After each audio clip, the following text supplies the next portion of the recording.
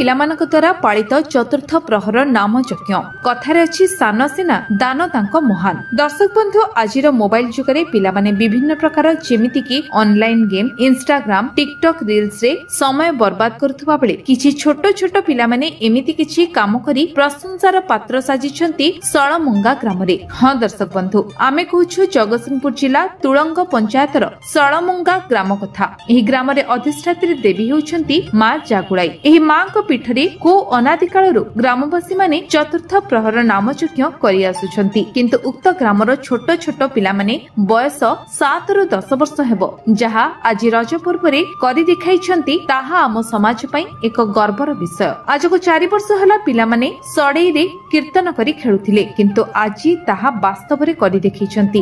ଗାଁ ଗାଁ ବୁଲି କଲେକ୍ସନ କରି ଚତୁର୍ଥ ପ୍ରହର ନାମ ସଂକୀର୍ତ୍ତନ କରିଛନ୍ତି ପହିଲି ରଜରେ। ଭଗବାନଙ୍କ ପାଇଁ ପିଲାମାନଙ୍କ ଭଲ ପାଇବା ହରିନାମ ସଂକୀର୍ତ୍ତନ ପାଇଁ ଭଲ ପାଇବା ଆଜି ତାଙ୍କୁ ଲକ୍ଷ୍ୟ ସ୍ଥଳରେ ପହଞ୍ଚାଇଛି। ଆଜି ସଳମଙ୍ଗା ଗାଁ ପାଲଟିଛି ବୃନ୍ଦାବନ ଆଉ ସେହି ପିଲାମାନେ ହେଉଛନ୍ତି ଜଣେ ଜଣେ କୁନି ଚୈତନ୍ୟ। ସେ ଯାହା ହଉନା କାହିଁକି ପିଲାମାନେ ଏହି କାମ କରି ଆଜି ସେହି ସଳମଙ୍ଗା ଗ୍ରାମ ପାଇଁ ଗର୍ବ ଓ ଗୌରବର ବିଷୟ ପାଲଟିଛନ୍ତି। ଗ୍ରାମବାସୀ ମାନେ ସେହି ପିଲାମାନଙ୍କର ଏପରି କାର୍ଯ୍ୟରେ ସହଯୋଗ କରି ନିଜକୁ ଧନ୍ୟ ମନେ କରିଛନ୍ତି। ଏହି ବର୍ଷ ମା ଜାଗୁଳାଇଙ୍କ ପୀଠରେ 3 ଥର ନାମ ସଂକୀର୍ତ୍ତନ ହୋଇଥିବାରୁ ସେ ଅଞ୍ଚଳବାସୀ ମାନେ ବହୁ ଆନନ୍ଦିତ ହେବା ସହିତ ଓ ମା ଜାଗୁଳାଇଙ୍କ ଆଶୀର୍ବାଦ ବୋଲି ଭାବି ନେଇଛନ୍ତି।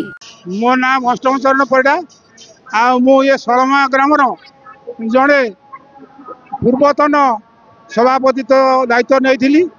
ଆଉ ବର୍ତ୍ତମାନ ଏ ପିଲାଙ୍କର ଏ ଯେଉଁ ସଡ଼େଇରେ କୀର୍ତ୍ତନ କରି ଆମ ନାତିମାନେ ସବୁ କୀର୍ତ୍ତନ କରି ମାନେ ସେମାନେ ସବୁ ବର୍ଷ ଏମିତି କରନ୍ତି।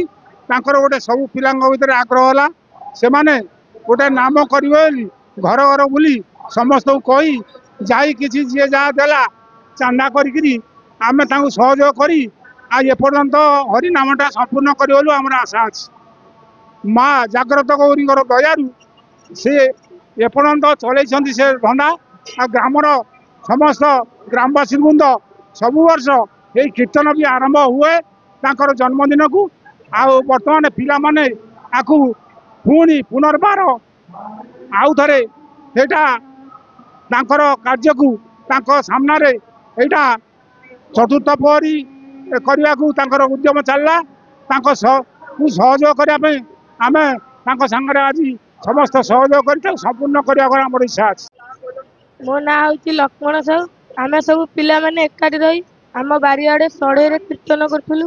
ସେତେବେଳେ କିଛି ଜାଣିନଥିଲୁ ଯାହା ପାଉଥିଲୁ କୀର୍ତ୍ତନ କରୁଥିଲୁ। ତାପରେ ମନକୁ ଗୋଟେ ଉଠିଲା ଜାଗୁଳି ମାଙ୍କ ପାଖରେ କରିବୁ। ତାପରେ ସମସ୍ତଙ୍କୁ କହିଲୁ ଆମକୁ କିଛି ସାହାଯ୍ୟ କର କିଛି ଦିଅ ଏମିତି କହି କହି ଆମକୁ ଆମ କୀର୍ତ୍ତନିଆ ସମସ୍ତେ ସାହାଯ୍ୟ କଲେ। ସେଥିପାଇଁ ଏଠି ଆଜି ଆମେ କୀର୍ତ୍ତନ କରୁ।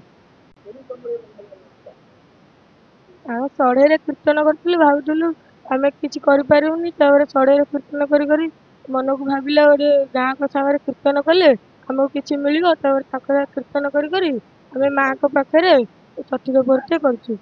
ଆମେ ସଳମଙ୍ଗା ଗ୍ରାମର ପ୍ରେସିଡେଣ୍ଟ ଧୀରେନ୍ଦ୍ର ବାରିକ। ଆଜି ଦୀର୍ଘ ବର୍ଷ ହେଲା ଏ ଛୋଟ ପିଲାମାନେ ଗୋଟେ ବାରିରେ ସଢ଼େଇ କୀର୍ତ୍ତନ କରିକିରି କୀର୍ତ୍ତନ କରିଥିଲେ।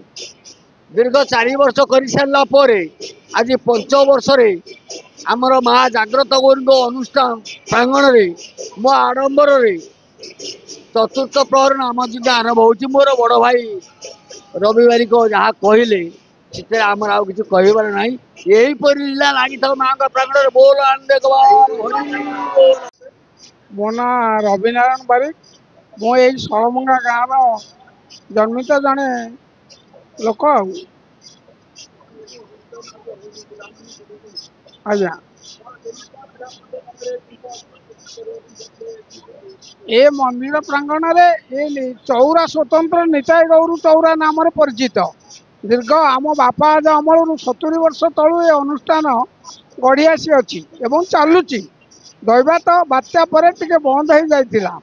ପୁଣି ମାଙ୍କର କରୁଣାରୁ ମାଙ୍କର ଜନ୍ମଦିନ ମନ୍ଦିର ପ୍ରତିଷ୍ଠା ହେଲା 1915 ମସିହାରେ।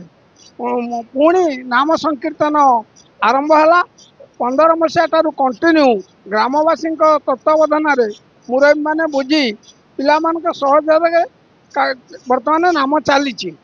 ଏବଂ ଗୋଟେ ଭାଗ୍ୟର କଥା एई वर्ष एई चलित वर्ष वर्तमान 3 थाकर कौन प्रभुंकर अपार करुणा एवं ये जो उद्योक्ता युवक माने अछंती छोट छोट पिला मानक पर्यंत माघ श्रीपंचमी की युवक माने नाम महाडंबर रे परिचालना करथिले।